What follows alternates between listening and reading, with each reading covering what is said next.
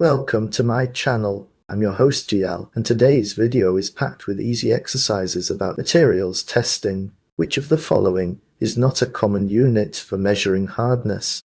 A. Brinell. B. Rockwell. C. Vickers. Noasit.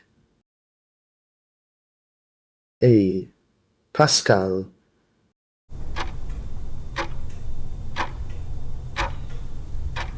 The correct answer is E. Pascal. What does the tensile strength of a material represent? A. The ability to resist compression.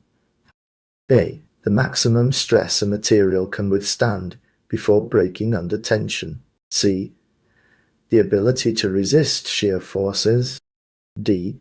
The ductility of the material. E. The hardness of the material.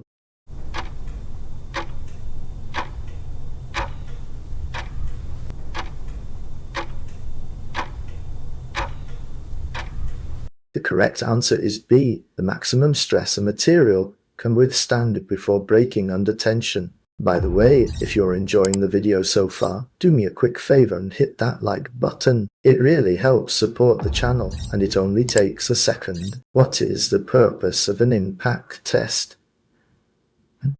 A. To measure a material's elasticity. B. To determine a material's resistance to sudden applied force. C. To calculate the material's density. D. To measure the material's electrical conductivity. E. To determine the material's melting point.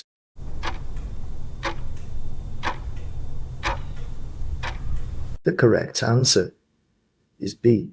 To determine a material's resistance to sudden applied force. If you're looking for more exercises to test your knowledge, there's also a link in the description for you.